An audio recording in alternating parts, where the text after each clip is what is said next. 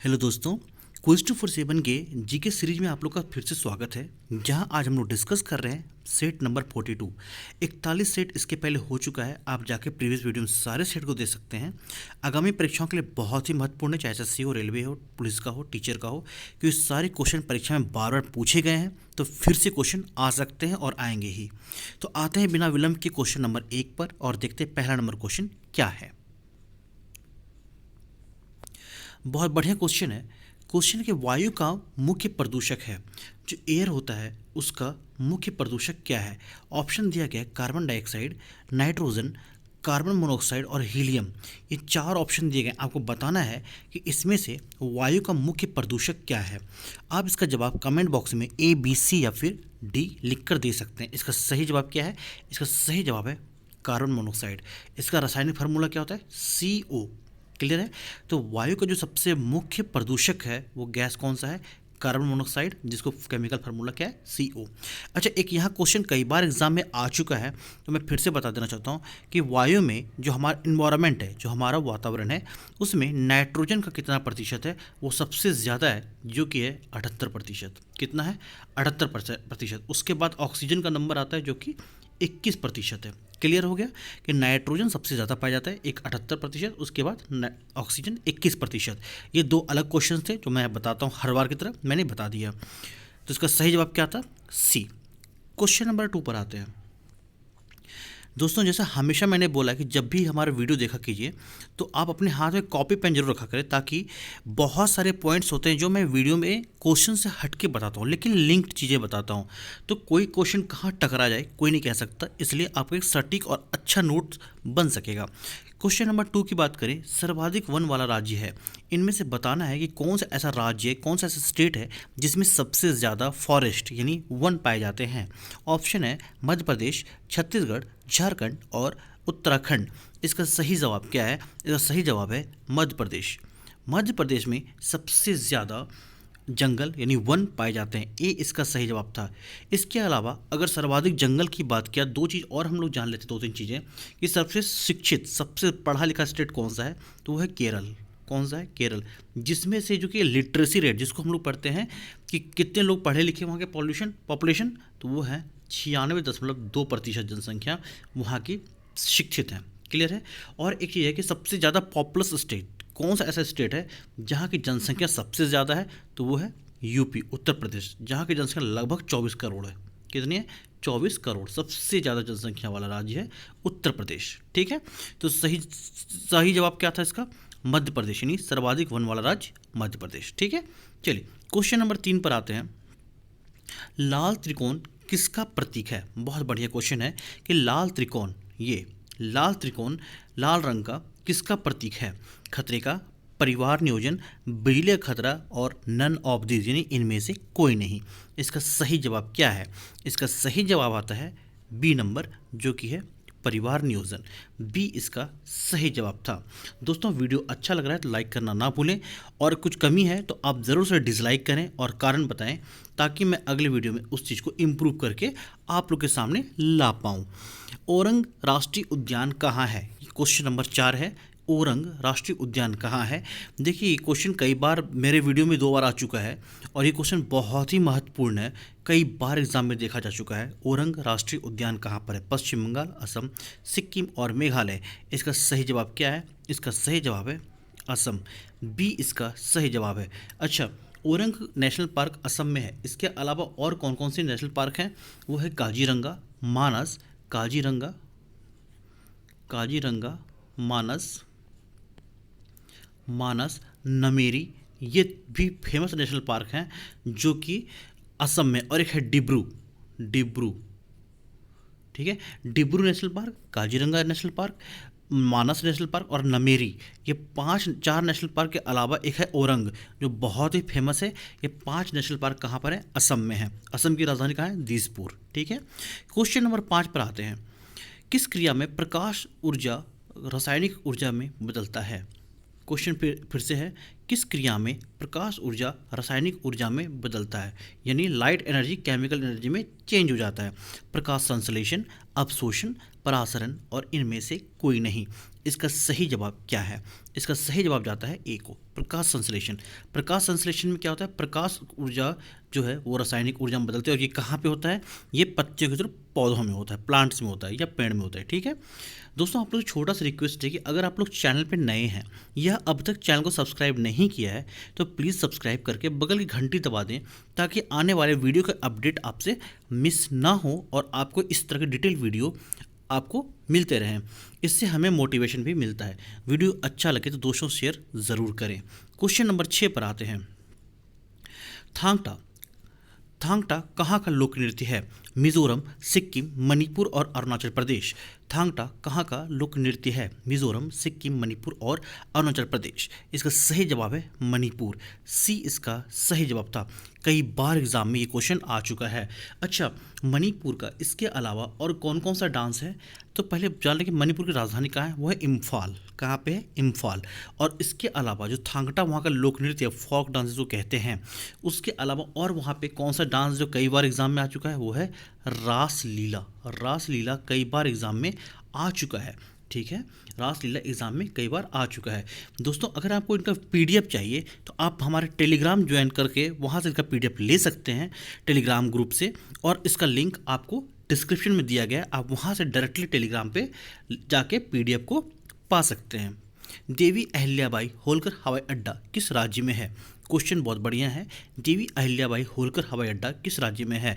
ये हवाई अड्डा जो है ये इंटरनेशनल अंतर्राष्ट्रीय हवाई अड्डा है। ये इंटरनेशनल हवाई अड्डा है, अंतर्राष्ट्रीय हवाई अड्डा है। और ये कहाँ पर है? मध्य प्रदेश, महाराष्ट्र, गुजरात और दिल्ली। ये कहाँ पर है? इसका सही जवाब है मध्य प्रदेश। अब मध्य प्रदेश में कहाँ पर है ये? इंदौर, वहाँ पे एक शहर है, बहुत बढ़िया शहर है, वहीं पे देवी अहिल्याबाई होलकर हवाई अड्डा है। अच्छा, एक और हवाई अड्डा है जो कि मध्य प्रदेश में ही है, जो बहुत फेमस है, वो भी इंटरनेशनल एयरपोर्ट है, यानी अंतर्राष्ट्रीय हवाई अड्डा है। उसका नाम है राजा भोज। क्या नाम है? राजा भोज। राजा भोज हवाई अड्डा कहाँ पे? तो यह है भोपाल में, जो कि मध्य प्रदेश की राजधानी है।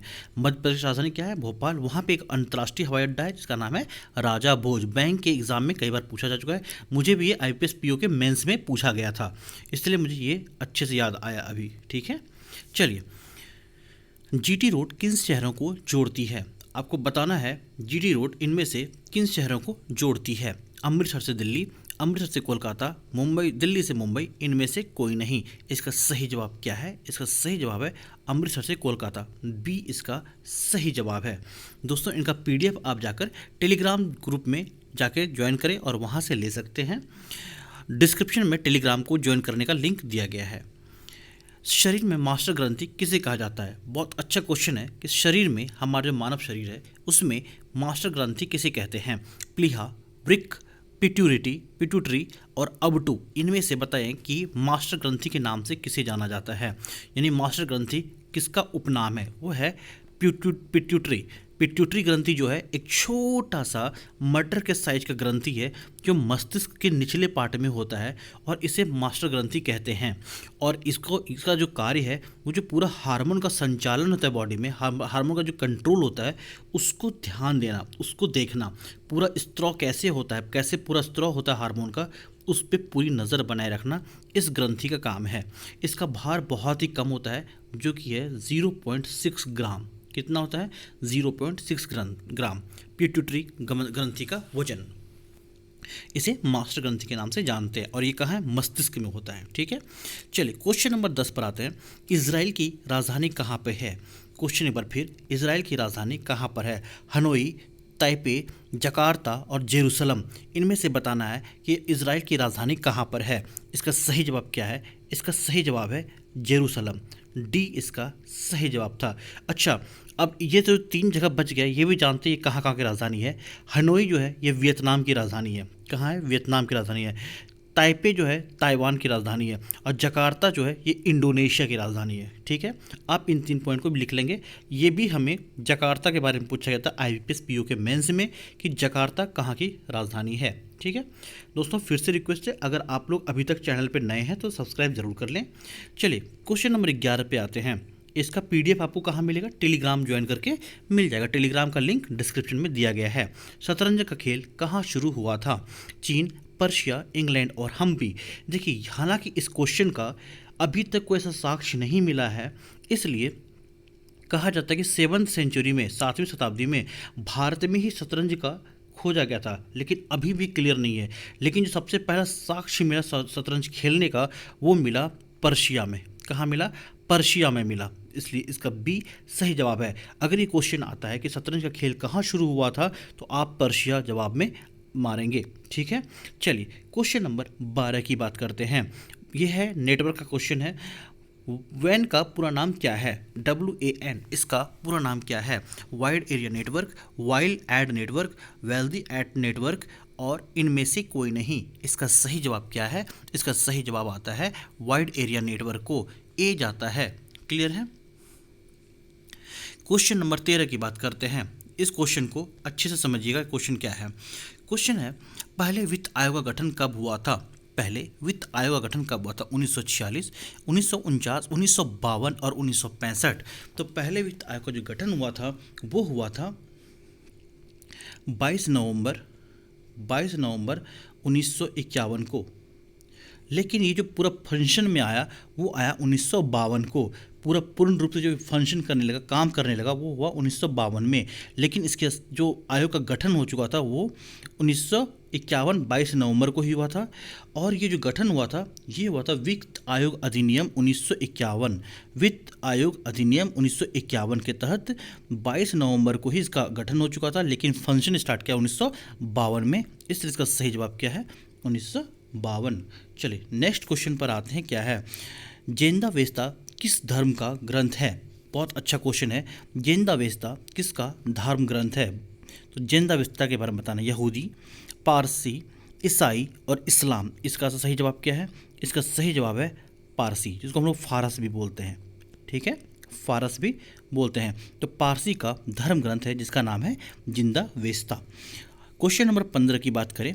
बहुत ही आसान हलवा क्वेश्चन है। क्वेश्चन कहता है, क्लोरोफिल का रंग कैसा होता है? क्लोरोफिल का रंग कैसा होता है? पीला, काला, हरा और नीला। इसका सही जवाब क्या है? हरा। हल्का पीलापन लिए हरा रंग का होता है क्लोरोफिल।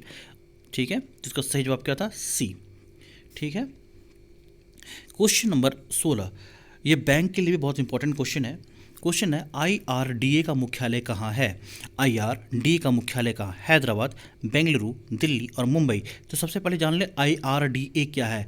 IRDA ये 4 पॉइंट है। इसका नाम है इंश्योरेंस, जिसको हम लोग बीमा बोलते हैं, रेगुलेटरी डेवलपमेंट ऑथोरिटी। ठीक है, insurance regulatory development authority IRDA।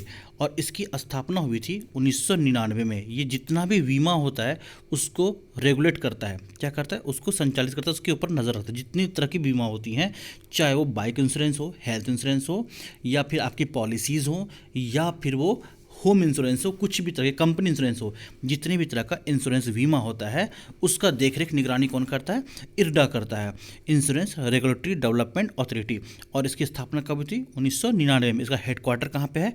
वो है हैदराबाद। तो ए इसका सही जवाब था। चलिए क्वेश्चन नंबर 17 की बात करते हैं। कौन सा विटामिन यकृत में संचित किया जा सकता है? यकृत मतलब क्या? जो मानव शरीर के अंदर जो लीवर होता है, लीवर को बोलते हैं यकृत। इसको इंटेस्टाइन भी बोलते हैं। कौन सा विटामिन यकृत में संचित किया जा सकता है, यानी यकृत में स्टोर किया जा सकता है? Vitamin A, vitamin B, vitamin A, vitamin D और विटामिन के।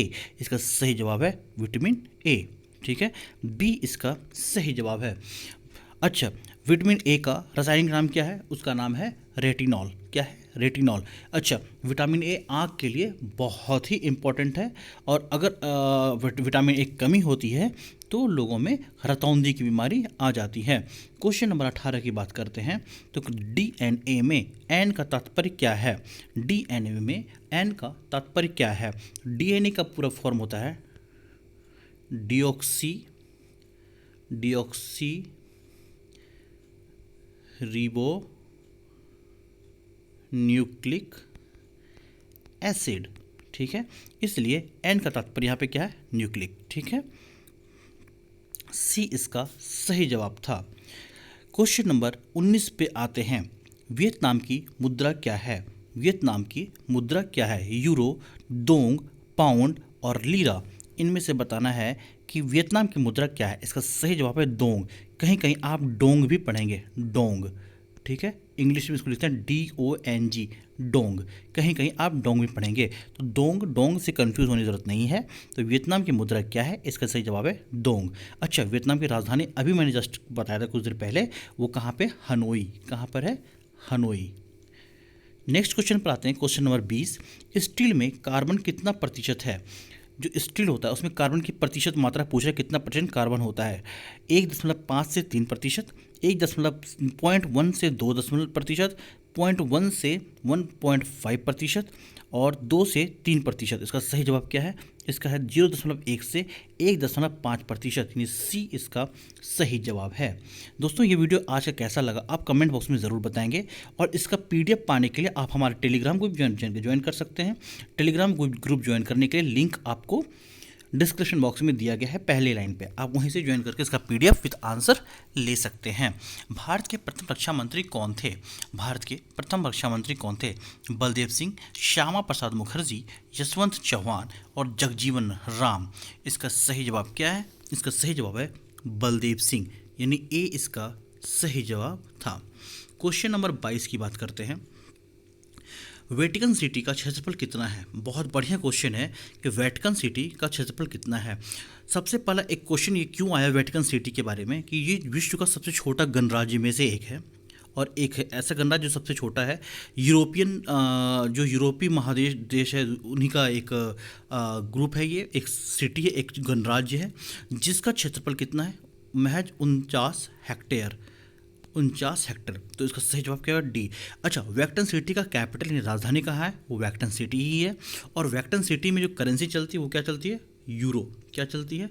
यूरो यहाँ की मुद्रा है। क्वेश्चन नंबर 23 की बात करें। हेमेटाइट में एस्क में लोहे की मात्रा होती है। क्वेश्चन है, हेमेटाइट एस्क में लोहे की मात्रा होती है 50 से 60%, 60 से 70%, 45 से 55% और 40 से 50%। इसका सही जवाब क्या है? इसका सही जवाब है 50 से 60%। ए इसका सही जवाब था। हेमेटाइट लोहे का एक अयस्क है और उसमें लोहे की मात्रा 50 से 60% होती है। गिरना परियोजना कहाँ स्थित है? गिरना परियोजना कहाँ स्थित है? ऑप्शन है मध्य प्रदेश, महाराष्ट्र, हिमाचल प्रदेश और केरल। इनमें से बताना है कि गिरना परियोजना कहाँ स्थित है। इसका सही जवाब है महाराष्ट्र। बी इसका सही जवाब है। ठीक है, चलिए आज के आखिरी क्वेश्चन पर आते हैं। पुल किस खेल का परिसर है? पुल किस खेल का परिसर है? क्रिकेट, कबड्डी, तैराकी और कैरम। यानी इसका सही जवाब क्या है? इसका है तैराकी, यानी तैराकी के परिसर को पुल कहा जाता है। तो दोस्तों, आज का वीडियो आपको कैसा लगा आप ज़रूर बताएंगे, और चैनल पर नए हैं तो सब्सक्राइब जरूर कर लेंगे। उम्मीद करता हूँ सब्सक्राइब कर चुके होंगे और बगल की घंटी को दबा दिए होंगे, ताकि अगला वीडियो का आपको नोटिफिकेशन मिल जाएगा। मिलेंगे अगले वीडियो में 43वें सेट पे कल। और अगर अच्छा लगा है तो दोस्तों से लाइक शेयर जरूर करेंगे, और अगर कुछ प्रॉब्लम है, कुछ कमी है, तो आप प्लीज़ डिसलाइक करके आप कारण कमेंट बॉक्स में बता देंगे, ताकि अगले वीडियो में उस पर ज़रूर काम करूँगा, ज़रूर इंप्रूव करके लाऊँगा। तब तक के लिए गुड नाइट, जय हिंद, जय भारत।